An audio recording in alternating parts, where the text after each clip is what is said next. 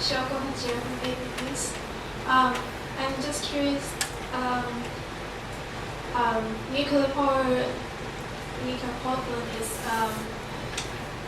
It looks to me that it's much more about military power and like world power trying to fight each other.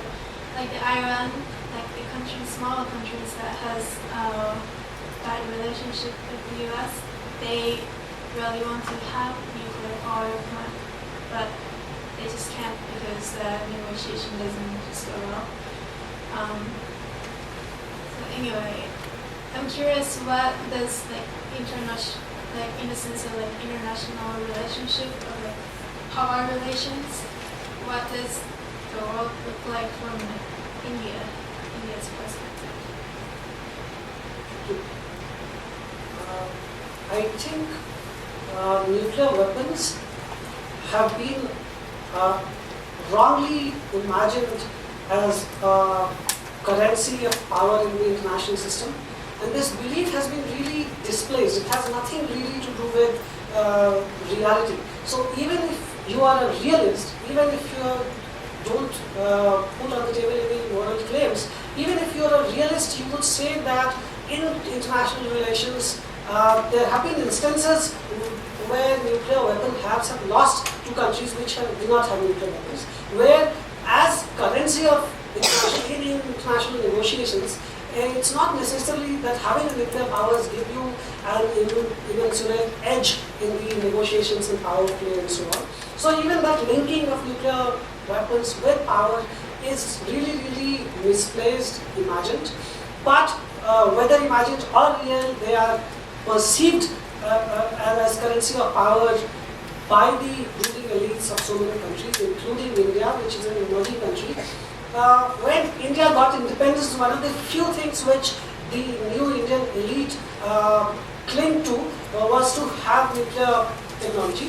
Of course, also because it will give its nuclear weapons, but also in general there was an unquestioned support for big technologies, all the premier technologies, and that was believed to propel India into the first world, into being a great super international power and so on. So in India, the whole obsession or the collective national imagination of becoming a big power or becoming a nuclear power is very, very strong. So I must admit that when India conducted nuclear tests in 1998, there was a popular celebration of those nuclear tests, which we tried to combat, which we tried to make people aware.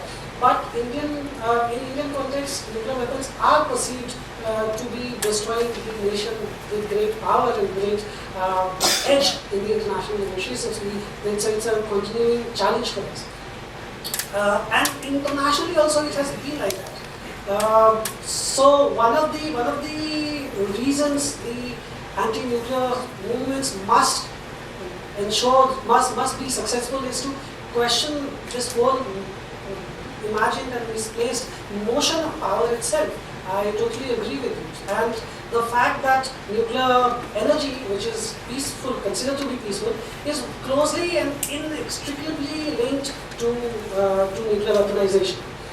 So much so that in Iran, what is the Iran crisis? In Iran crisis, the basic thing is now going beyond the NPT big bargain. The US and other countries are believing, they are conceding that even the advanced civilian capacity is a potential deterrent, is a potential to build nuclear weapons. So the primary NPT bargain that you submit your right to build weapons and you will be given peaceful nuclear technology is in some way in trouble in the case of Iran. So even they are now accepting the linkage, which is so clear, which is so in your face.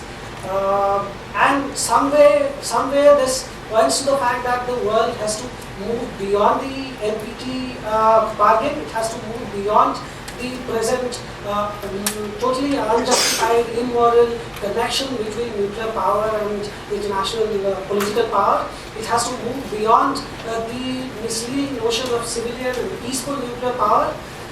So I think the world is going through a journey.